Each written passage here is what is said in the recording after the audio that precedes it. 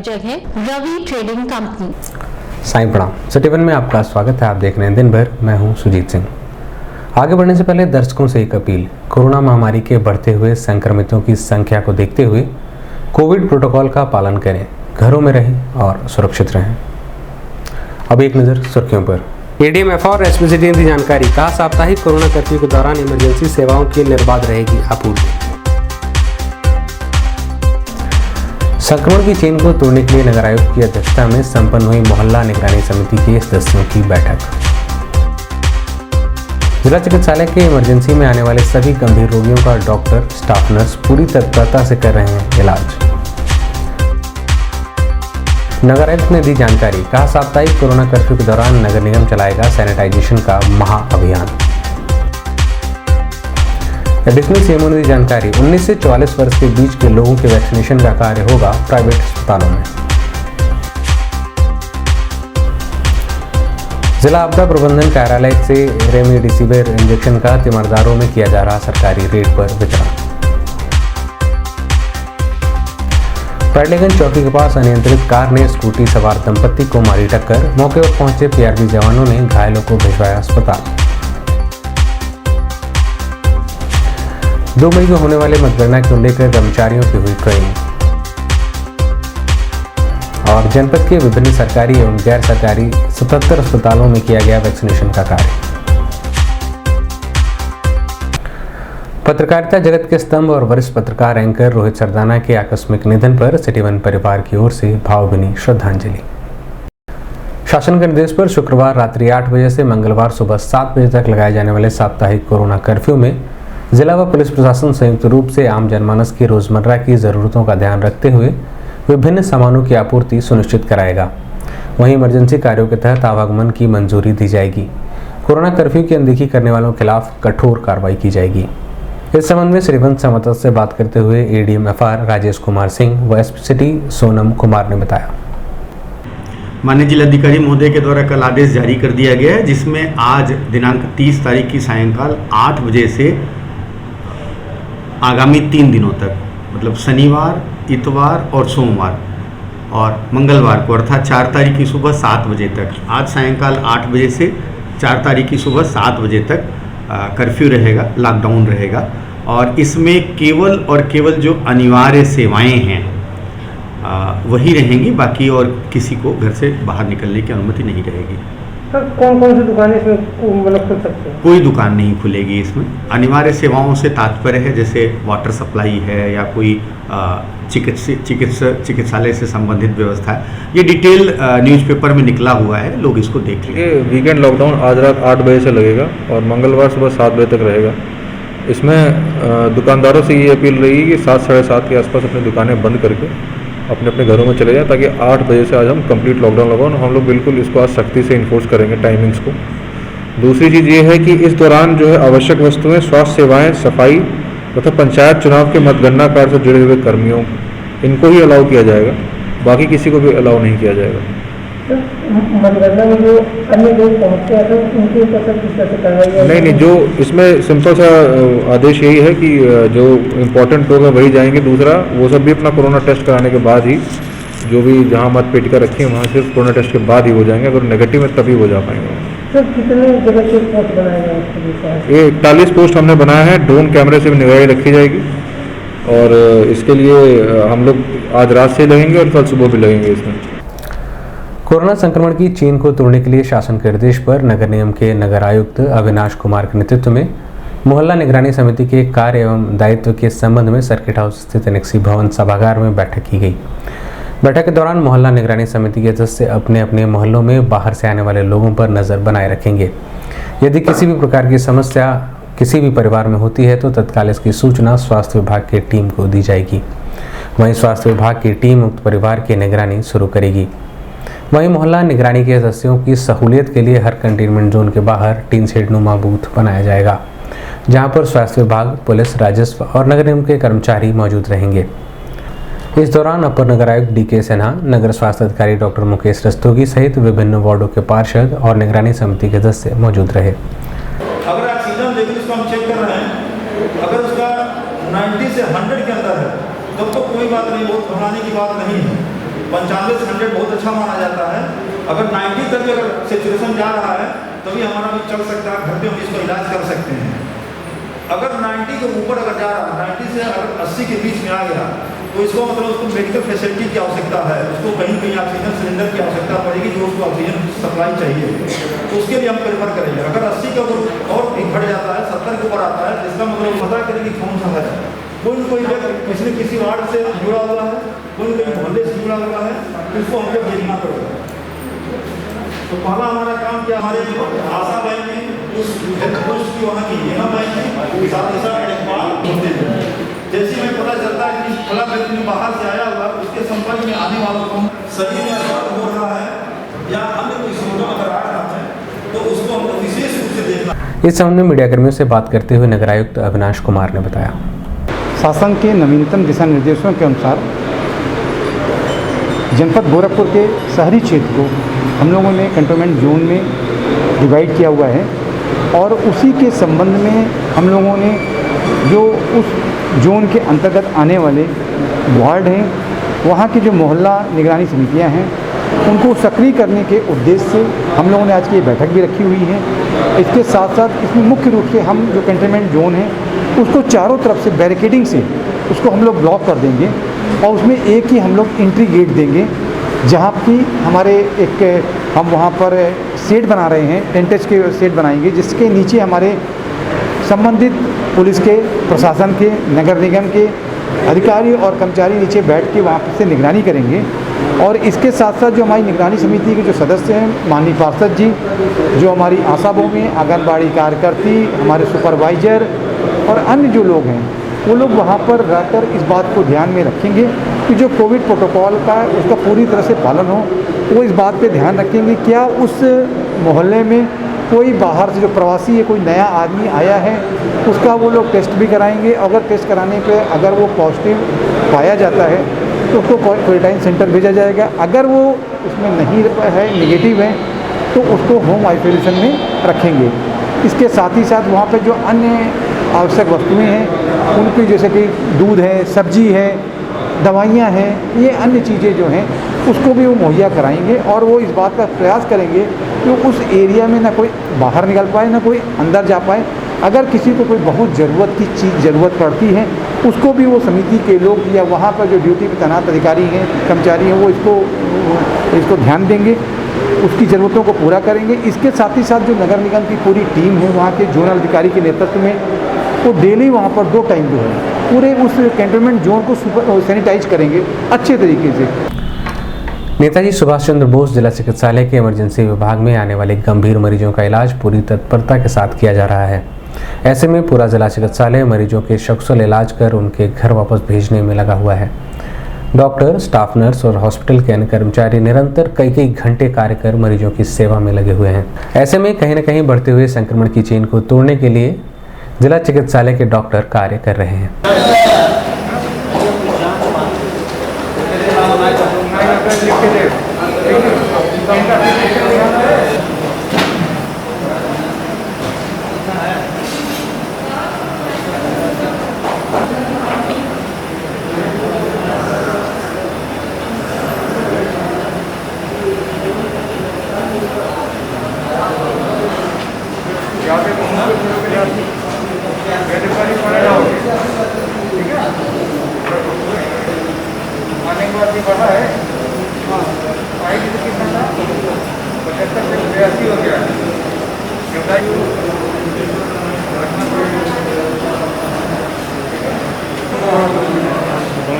एक आदमी रहो यहाँ पे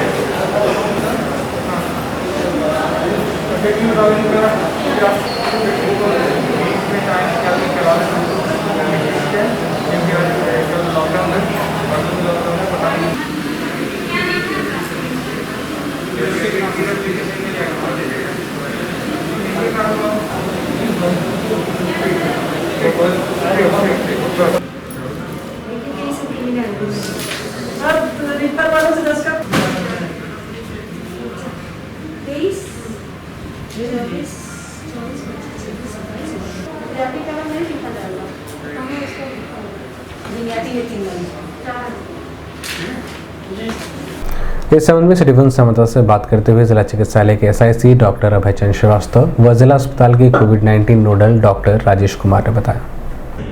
75 से 80 मरीज रह रहे हैं। 6-7 मरीज तो ट्रांजिट वार्ड में रह रहे हैं कन्फर्म, कुछ ट्रू नॉट में गए वो वेट कर रहे हैं, और बाकी सारे के मरीज 6-7 दिन बाद जांच होने पर उनमें एक्सरे चेंजेज आ जा रहे हैं। फिर उनको भी प्रिजम्पटिव सारी मान के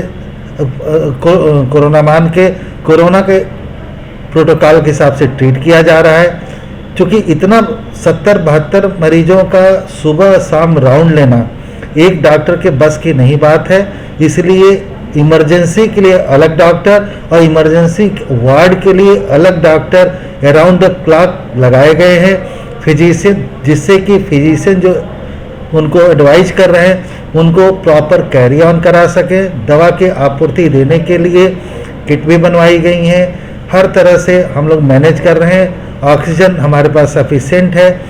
बीच में कुछ परेशानियां आई थी जिसको दूर कर ली गई हम दूसरे अस्पतालों से, लेकिन कभी ऐसा नहीं हुआ कि ऑक्सीजन हमारे चिकित्सालय में रिजर्व में 2 सिलेंडर से भी न बचा हो।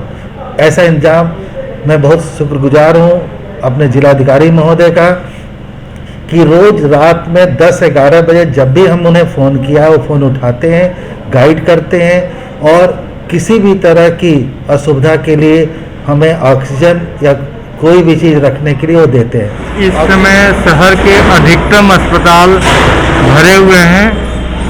आम जनता को कहीं भी एडमिशन नहीं मिल पा रहा है। जिला अस्पताल में हम लोगों ने सारी वार्ड 40 बेड से शुरू किया था और मरीजों की संख्या बढ़ते देख करके हम लोगों ने 2 अतिरिक्त वार्ड बना दिया है और इस समय अस्पताल में कम से कम 84 मरीज हमारे यहाँ भर्ती हैं, जिसका देखभाल हम चिकित्सकों द्वारा किया जा रहा है।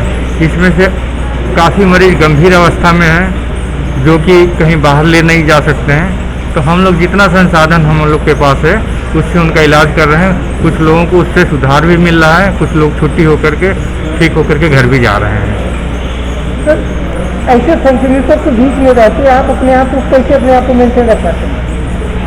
अब इसमें संक्रमण का जो प्रोटोकॉल है उसका पालन करते हुए अपने हाथों को सैनिटाइज करते हुए जाते हैं। हर 1 घंटे पे हम लोग अपने को सैनिटाइज करते हैं हाथ को। वार्ड की सैनिटाइजेशन हम लोग हर 6 घंटे पे करवाते हैं। यदि दुर्भाग्यवश कोई पेशेंट एक्सपायर हो जा रहा है तो उसके अगल बगल का भी एरिया हम लोग सैनिटाइज कराते हैं। पर्सनल केयर हम लोग अब पहले से ज़्यादा ले रहे हैं। शासन द्वारा साप्ताहिक कोरोना कर्फ्यू के दौरान शहर के भीड़भाड़ वाले क्षेत्रों के साथ ही 70 वार्डों में नगर निगम के विभिन्न टैंकरों के माध्यम से सैनिटाइजेशन का महाअभियान चलाया जाएगा, जो कि नगर निगम के अधिकारियों की देखरेख में होगा, जिससे बढ़ते हुए कोरोना संक्रमण पर नियंत्रण किया जा सके। इस संबंध में सिटीवन संवाददाता से बात करते हुए नगर आयुक्त अविनाश कुमार ने बताया। जैसा कि आप जान रहे हैं कि जो सैनिटाइजेशन कोरोना के जो संक्रमण की जो चेन को ब्रेक करने के लिए लगातार हम लोग अभियान चला रहे हैं। सप्ताह के 7 दिन अभियान चल रहे हैं, लेकिन जो 3 दिन जो कि जिस दिन कह लीजिए कर्फ्यू या लॉकडाउन है, शुक्रवार की शाम को 8 बजे से लेकर मंगलवार की सुबह 8 बजे तक हम लोग लगातार एक महाअभियान जो है सैनिटाइजेशन का चलाने जा रहे हैं, जिसमें हमारे पास लगभग 55 गाड़ियाँ हैं। 55 गाड़ियों के माध्यम से एक ही समय में हम पूरे जनपद के शहरी क्षेत्र के 17 वार्ड में हम सैनिटाइजेशन का काम करेंगे और निश्चित रूप से इसमें एक विशेष सफाई अभियान भी चलाया जाएगा, जिसकी मदद से हम कोरोना संक्रमण की चेन को ब्रेक करने में निश्चित रूप से कामयाब होंगे। अभी वक्त है एक छोटे से ब्रेक का, मिलते हैं ब्रेक के बाद। गोरखपुर की विश्वसनीय दुकान रवि ट्रेडिंग कंपनी टाइल्स एवं बाथ फिटिंग के फुटकर एवं थोक विक्रेता। सोमानी की all sanitary bath item, Somani का गीजर जिसकी गारंटी किसी भी कंपनियों से है ज्यादा। हमारे यहाँ उपलब्ध है 1 लाख तक के कम्बोर्ड। तो थोक और फुटकर विश्वसनीय खरीदारी के लिए जरूर आए।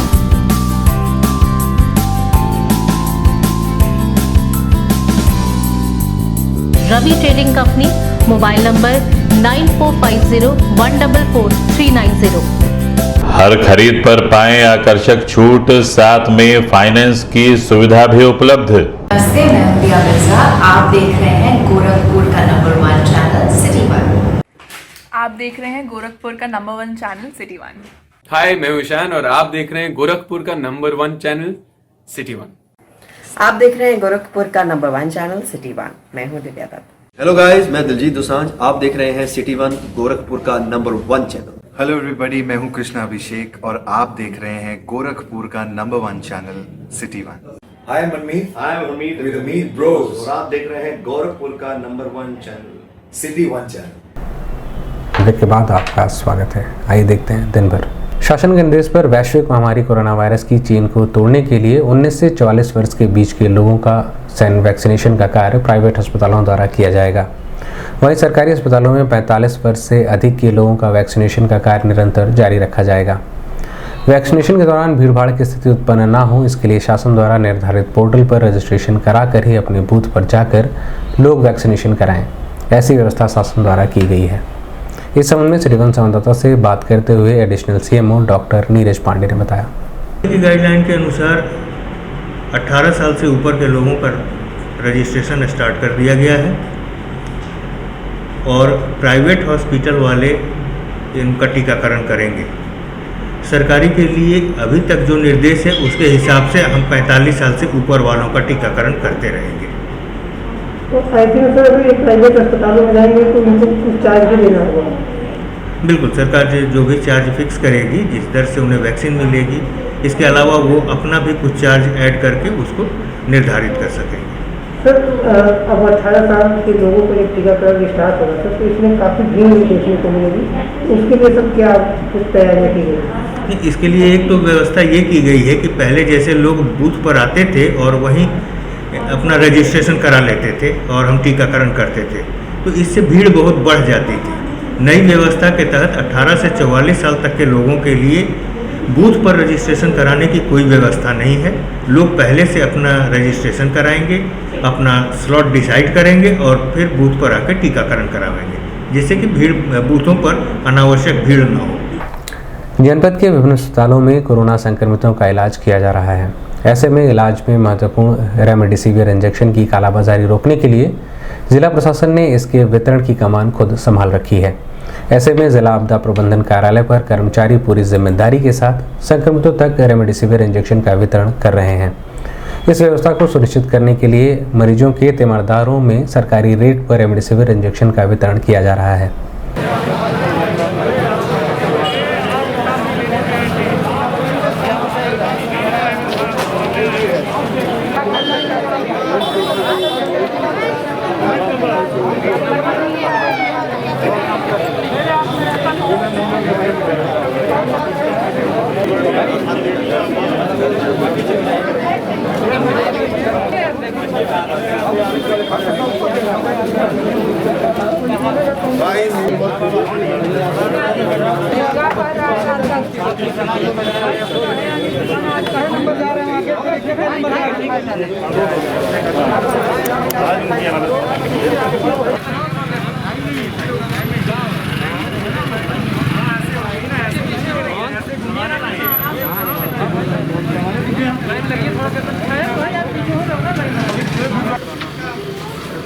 लाइन लगाइए, आप पीछे खड़े होइए। उन्होंने बोला कि मेरा नाम खड़े होइए यार, तो दूरी बनाइए, दूरी। इस संबंध में सिटी 1 संवाददाता से बात करते हुए जिला आपदा प्रबंधन अधिकारी गौतम गुप्ता ने बताया। जिलाधिकारी महोदय के निर्देशानुसार जो इस समय कोरोना से प्रभावित व्यक्ति हैं जो कि विभिन्न अस्पतालों में एडमिटेड हैं, उनके परिजनों को के सहयोग हेतु जो डॉक्टर्स द्वारा प्रिस्क्राइब किया जा रहा है रेमडेसिविर इंजेक्शन, वो रेमडेसिविर इंजेक्शन हम लोग प्रोक्योर करके और कोशिश कर रहे हैं कि एमआरपी और उससे बिलो एमआरपी रेट पर पब्लिक को उपलब्ध कराएं। और इसके लिए हम लोगों ने ऑफिस में एक सिस्टम आपदा कार्यालय में डेवलप कराया गया है, जिसमें प्रातः हम लोग 6 बजे से 8 बजे तक टोकन वितरण करते हैं। जितने भी व्यक्ति उनके जो परिजन हैं वे यहाँ पर आते हैं, अपने सारे डॉक्यूमेंट सबमिट करते हैं। ये डेली बेसिस पे करना होता है। इसमें उनको पेशेंट का प्रिस्क्रिप्शन प्लस पेशेंट की आईडी प्रूफ पेशेंट के साथ जो अटेंडेंट है जो दवा लेने आ रहा है उसका आईडी प्रूफ और मोबाइल नंबर उस पर इंसर्ट करना रहता है। और एक फॉर्मेट हम लोगों ने दे रखा है जो हॉस्पिटल से डेली वो भरवाते हैं कि पेशेंट को आज मतलब कितने रेमडेसिविर इंजेक्शन देने हैं, कितने उसको दिए जा चुके हैं और कितने देने शेष हैं। तो ये एक फॉर्मेट, ये डॉक्यूमेंट्स यहाँ पे सबमिट करना होता है डेली बेसिस पे।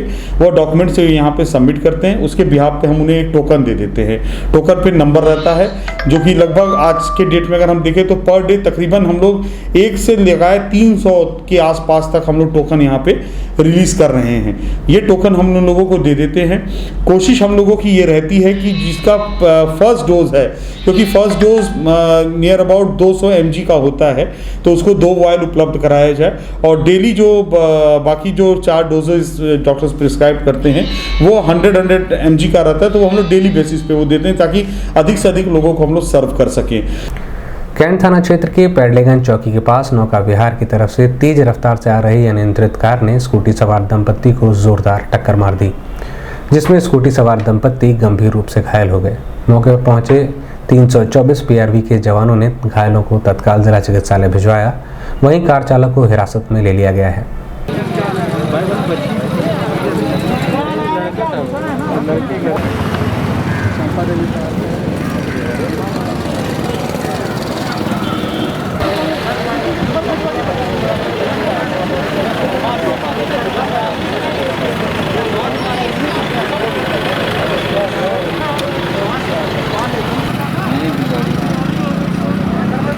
सफेद रंग की स्कूटी है।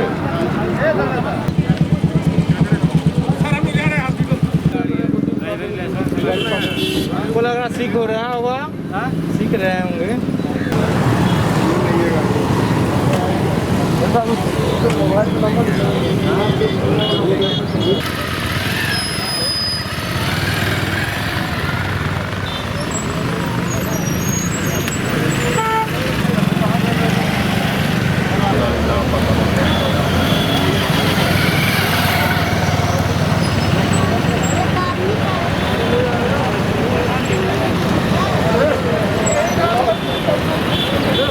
इस संबंध में सिटीवन संवाददाता से बात करते हुए 324 PRV पर तैनात मंटू राय ने बताया। सूचना मिली जैसे हम लोग यहाँ पर पहुँचे और ये मारुति वाला जो है बहुत तेज़ रफ्तार में स्कूटी वालों को मारा। जो स्कूटी इधर चले गए, 2 लोग घायल थे, उसमें औरत ज़्यादा इंजर्ड है। जेंट्स में ज़्यादा छिलाया, बाकी औरत को ज़्यादा इंजर्ड है। वो उसके जो है पैर की हड्डी जहाँ तक हमारी उम्मीद है वो टूट चुकी है। जैसे आप लोग आए तो क्या स्थिति थी? स्थिति ये थी कि यहाँ पर बहुत भीड़ थी। अब उसको ड्राइवर जो है, ड्राइवर और क्या नाम है, अरे क्या नाम, स्कूटी वाला जो है घायल, एकदम घायल अवस्था में अपने यहाँ पर अचेत पड़े थे। तुरंत गाड़ी को बुलाया गया, गाड़ी को बुलवा कर उनको सदर हॉस्पिटल भिजवाया गया। मतलब स्कूटी वाले की स्थिति गंभीर है? स्कूटी वाले की स्थिति गंभीर है। क्या लगता है कार वाला अनियंत्रित था? कार वाला अनियंत्रित था, बहुत तेज चल रही। विगत 15 अप्रैल को त्रिस्तरीय पंचायत चुनाव मतदान की प्रक्रिया सकुशल जनपद में संपन्न हुई थी, जिसकी मतगणना आगामी 2 मई को विभिन्न ब्लॉकों पर की जाएगी, जिसको लेकर मतगणना में कार्य करने वाले कर्मचारियों का प्रशिक्षण योगी बाबा गंभीरनाथ प्रेक्षागृह में मास्टर ट्रेनर सुभाष चंद्र सिंह ने कर्मचारियों को मतगणना के दौरान होने वाले विभिन्न प्रक्रिया के संबंध में जानकारी दी।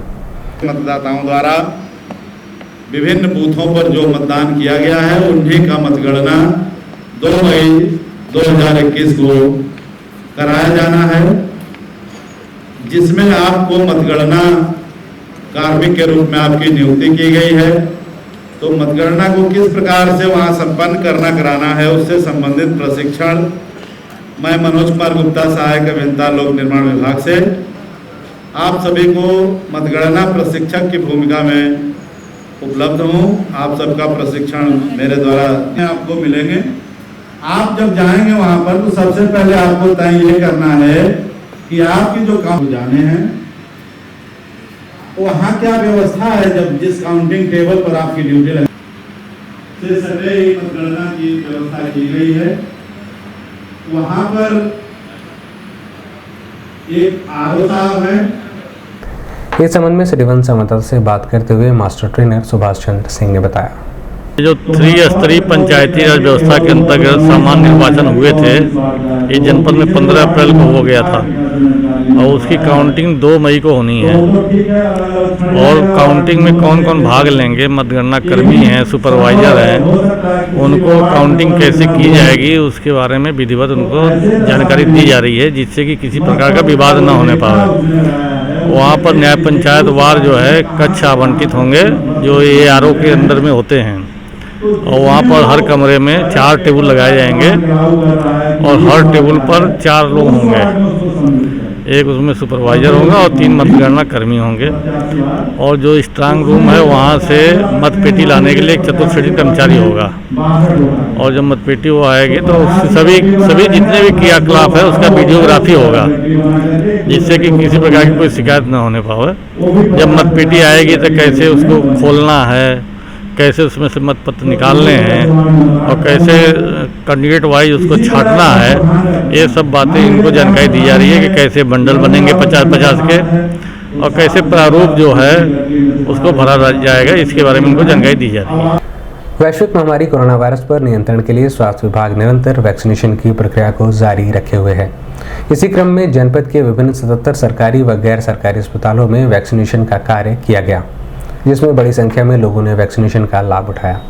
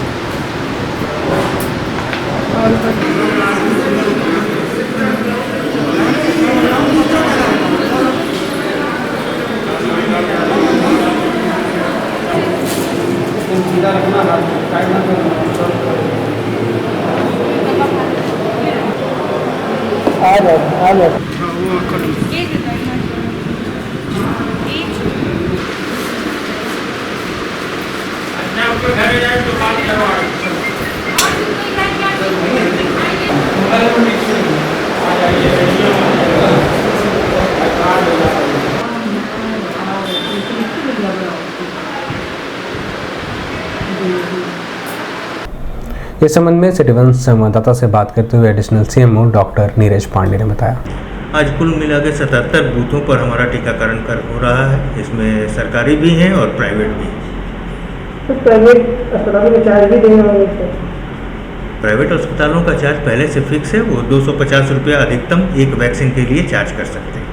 तो ऐसे में कितने लोग वैक्सीन लगाने का लक्ष्य रखा गया?